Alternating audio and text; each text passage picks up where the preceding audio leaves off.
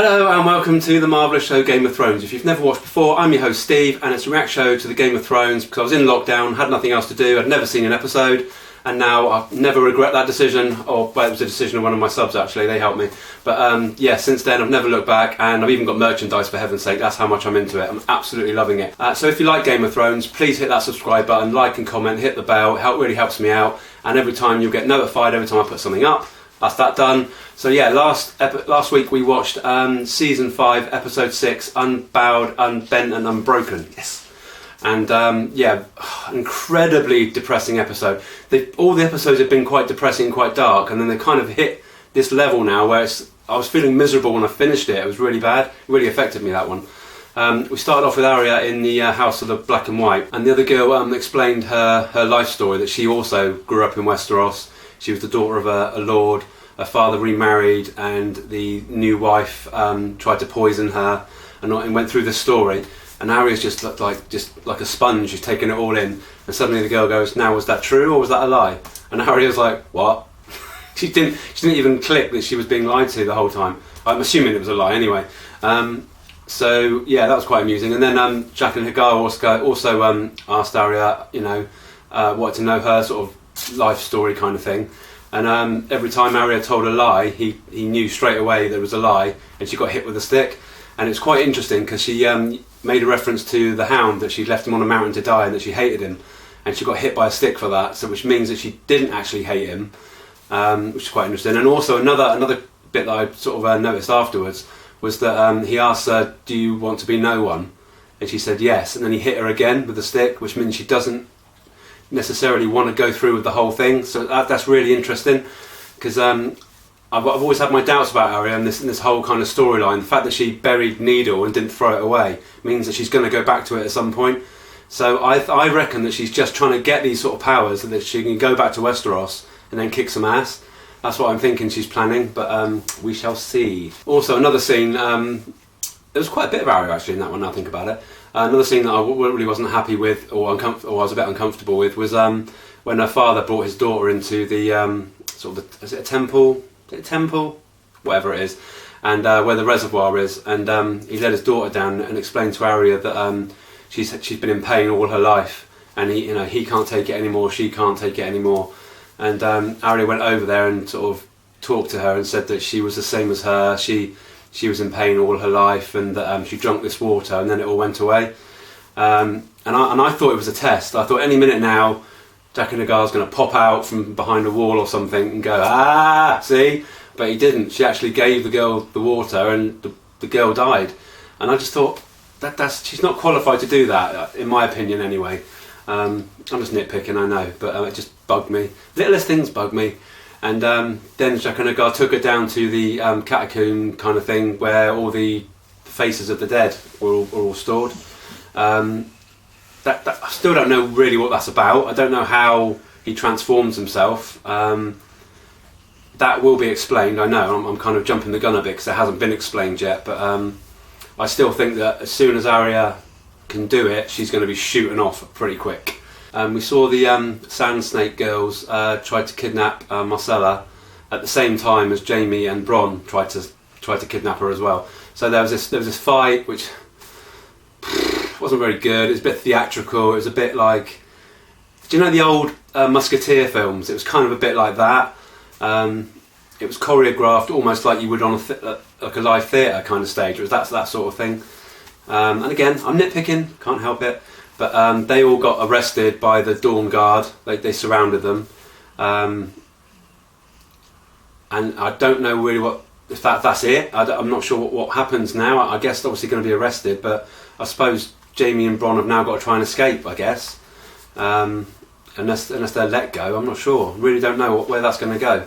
But I'm a little bit gutted because it happened so quick. When they got there, I thought they were going to go through adventures and sort of, I don't know, something was going to happen, but they found her straight away. The fight just happened, and then they were arrested, and I'm kind of thinking, right, okay, but I guess we'll have to see if it goes back into that and explains it a bit more. I'm not sure, really not sure. Tyrion and Jorah had a couple of scenes which were quite good. Tyrion let slip that Jorah's father had been killed. He didn't know that his father had died, and he just blurted it out without even thinking.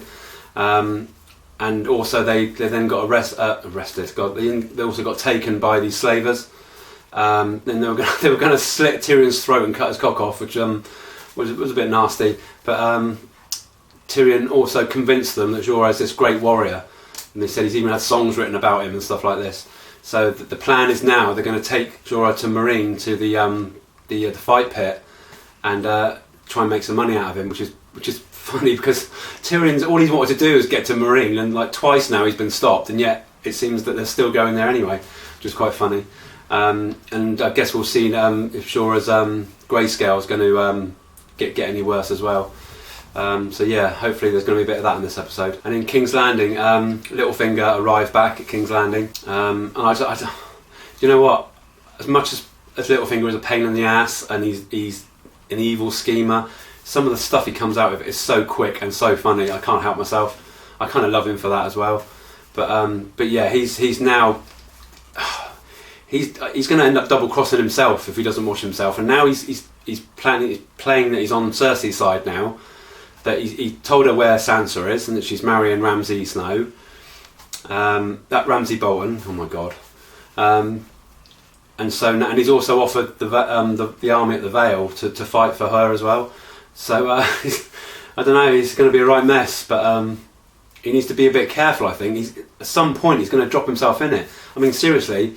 The Boltons could turn around and say to Cersei, well, it was Littlefinger that planned all of this. They could easily do that, and he's going to really shoot himself in the foot.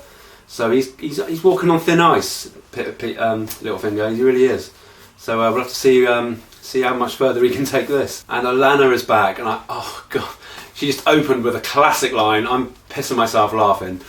She's brilliant. She's absolutely brilliant. And she confronted Cersei about obviously Loras being arrested. And that was a really tense scene as well, and I think Olenna got the better of her in that, without a doubt. So it's kind of ended up where Cersei was saying, "Oh, it's just this small trial, just to see if he did it or not, and that's it." But Olenna's not stupid; she knows that Cersei's planned all of this. So the trial took place, and the High Sparrow basically, you could tell that he was setting up Loras. What I didn't see coming was that he called Queen Marjorie up as a witness. So. Obviously, again, planned by Cersei, I would say, because now they've set both of them up. Obviously, Littlefinger's little helper came in, the one that he'd had an affair with Loras. Now they've both been arrested. Tommen just sits there, and I know it was a bit of a predicament for him because he's very young, he's very inexperienced, he's not a fighter, let's face it. But it was his wife, and if I was married, if my wife had been taken away like that, I couldn't just sit there. So. That frustrated the crap out of me, it really did. He's so nice, it's frustrating. And he's only got an evil mother to kind of guide him, really, which is a bit gutting. Because I really liked Tommen at the beginning, I thought he was really cool. Then at Winterfell, we see Sansa getting ready for her wedding, I suppose. And Miranda sort of knocks on the door and helps her, says she's there to help her get ready for the actual event. And Sansa susses out pretty quick, by the way, what she's saying, that she's completely in love with Ramsay, and basically kicks her ass out. And then we see Reek knock the door and say that she's to take his arm and walk down the aisle, which she refuses straight away because, as far as she's concerned, he still killed her brothers, even though for some reason she hasn't found out that didn't happen, which is surprising because everything seems to go around Westeros really quick, but for some reason she doesn't know that yet. And then walking down the actual aisle. Which was awful. I mean, if it had been any other situation, I thought it would have looked really nice, the way that it was lit up, the snow and everything. It looked really, really cute, but because you know what the situation is, it was just awful and uncomfortable the entire time. And then when they eventually get back to the sort of the honeymoon suite, I suppose, Reek's told he's got to stand there and watch, while Ramsay insists that Sansa strips, and you could see if you didn't see it, you could see my face. I was so uncomfortable and so sort of upset by what was going on. And obviously Ramsay, he basically raped her in front of Reek. And the whole time I thought, obviously previously, that Theon was going to suddenly do something, but he didn't. He's just too petrified and too broken. So that's how it was left. It was a horrible, horrible episode. Meaning it was really dark. It's fantastically written. storylines are really, really engrossing, but it just made me feel really depressed. So I'm not expecting to be uplifted at all in these next couple of episodes. I think it's kind of carry on that kind of vibe of darkness, but hey, it's got to be done. So yes, let's crack on then. We're on episode 7, which is The Gift. I think that's Arya, and I think that she's going to get the gift of being able to change her face. I think that's what it's about. I can't imagine it being anything else, unless it's something to do with the wall. But no, I'm pretty sure it's going to be Arya. But let's crack on and see, and I'll see you very soon. No, I won't, because I've got to do the loves and hates. You prick. So my love and hates for this week. At number 3 for my loves is Tyrion. I'm starting to like his stuff again. He's making me laugh. We went through quite a dark period with Tyrion, and he's now starting to be really, really, really funny again. And I've always loved Tyrion anyway. It's just he hasn't been in it as much as he was before, obviously, when he was in King's Landing. But now he's starting to come back in it again and cracking me up every time I see him. So yeah, he's in my number 3. Number 2 is Jon Snow. He wasn't in the last episode, but he was in quite a bit in the episode before. And I liked him in that. He's made a stand. He's sort of becoming the boss now that he always should have been, in my opinion. And he's about to go on an adventure with Tormund to try and get all the wildlings together. So I really like his story at the minute. And yet he's my number 2. And number 1, definitely because of the last episode, it's Olenna. I love her so much. She is brilliant. I didn't think I was going to see her again, and I think this is why I'm in shock, because she's back, which I absolutely love. I don't know how long she's going to be back for, but absolutely loving every scene she's in. She's brilliant. She's powerful. She's sarcastic. She's funny. I just love her. She's my number 1. And my hates this week. Now, number 3, I don't hate him, but I just hate how he is at the minute. And number 3 is Tommen. Especially, lately, going back to further episodes, when Loras first got arrested, he frustrated the crap out of me then. And that last episode, I was shouting at the TV. I said, do something, just do something. He wound me right up. So, I hope he turns it around. But when you've got Cersei as a mother, I can't see it happening. So at the minute, he's my number 3. Number 2, she's been knocked off the number 1 spot. It's Cersei. Still evil, still horrible, but there is someone a lot worse than her from the last 2 episodes. I think you know who it is. But yeah, Cersei's this plan of basically, which I think is a stupid plan. I really think it's a stupid plan, because they know it's Cersei that's doing it, and she could start a war. I mean, I don't get where she just likes aggro, doesn't she? She just likes causing aggro. Whatever she does, it's aggro. Wow. Yeah, she's my number 2, but again, she would have been number 1. Apart from this certain person who is my number 1, and that is Ramsay. Without a doubt, Ramsay. There are no words. He is on the Joffrey level at the moment. The only way he's not Joffrey level is because he makes me laugh every now and then, and he does come out with some funny things. But that line he said to Reek, he goes, "You smell rather ripe tonight." That was brilliant. Absolutely cracked me up. But yeah, he's an evil bastard. Evil.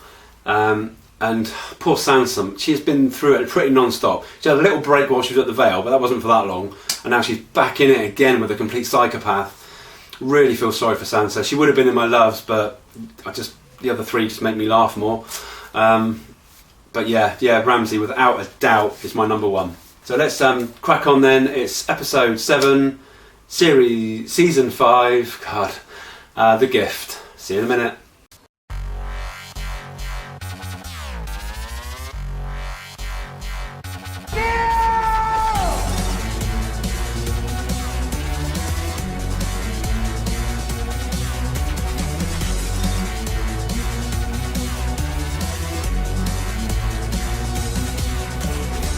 There are no men like me.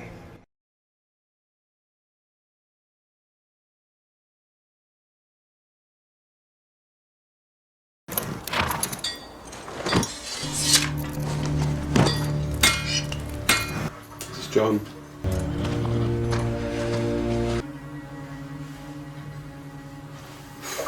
It's pretty tense, isn't it? Those 2 aren't exactly friends, are they? First Ranger, you have Commander Castle Black.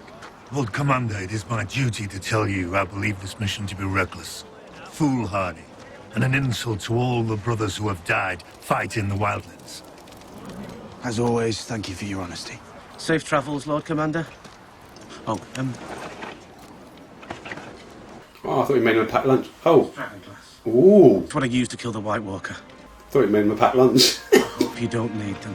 I don't like pickles, Sam. Oh, he's going with other people then. Oh, he's going. What if he didn't open the gates when they get there? That's what I'm worried about. Oh. That laugh. He's looking so ill. His little brother, Aegon, he became king. He's so ill. Gillyflower. Before it's too late. Oh, man. Theon, wait. Not Theon, milady. Reek. Help me. Do what he says. Do what he says or he'll hurt you. He already hurts me every night. Can't be any worse. It can. It can always be worse. Climb to the top of the broken tower. Light this candle and put it in the window. Promise me, Theon. Reek! My name is Reek. Your name is Theon Greyjoy, last surviving son of Balon Greyjoy, Lord of the Iron Islands. Do you hear me? He's risking a lot doing that if he does do it. That's a good scene. Good scene, that. He's going to get caught. Oh, God, I can't cope. He needs to hide the bloody thing. Please don't get seen. He's going to get seen. There's no way he's going to... Yes, Reek. I've got a bad feeling that Thorne's going to do something. Me too. He's always been good to me. I can't leave him now. His name was Aemon Targaryen, and now his watch is ended. Surprised Melisandre didn't quickly run up and do it. I'll do that. You're losing all your friends, Tarly. You've made me very happy. Our scouts report that Stannis Baratheon rides for Winterfell. His army is out there now, suffering in the snow. But isn't your stepmother pregnant? What of it? But you're a bastard. A trueborn will always have the stronger claim. I've been naturalized by a royal decree from... Tommen Baratheon? Another bastard. Like your half-brother, Jon Snow. Born the bastard of Winterfell, now the Lord Commander of the Night's Watch. He's got something planned. Your northern friend. Reek told me he wanted to leave. Everyone talks when I start peeling them. What if Stannis bumps into Brienne? That could be bad. 40 horses died in the night. We'll lose more come sunset. We're running out of food. We can't open the supply line until the snow clears. The Storm Crows rode off last night. 500 men. Sell swords, loyal to nothing but gold. We should head back to Castle Black when the snow clears. I retreated from King's Landing, Sir Davos. If I retreat again, I become the king who ran. Your Grace. Winter is coming. We march to victory, or we march to defeat. I have seen myself walk along the battlements of Winterfell. I have seen the flayed man banners lowered to the ground. But sometimes sacrifices must be made to ensure victory. We don't have Robert's bastard here. No. We have someone better, and your blood runs through her veins. Only you can lead the living against the dead. All your life has led us to this moment, to this decision. She's my daughter. Get out. Good. Knew this was going to happen. Don't you dare... Ooh, don't cave. Come on, love. Give us a kiss. Leave me alone. Oh, if you were my girl, I won't leave you alone. One little kiss. Come on, give him a kiss. A man gets lonely guarding the wall. Ooh. Get your hands off her. Come on. Fuck's sake. Jesus. I said, get your hands off her. Yes. Bloody killed him anyway. Just a bit woozy.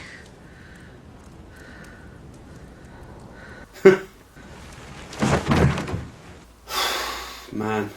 I know they would have killed you if ghosts hadn't come. No, they were tiring out. Promise me, whatever happens, you'll take care of little Sam. Well, of course I will. Oh. Gilly's getting rude. Are you sure?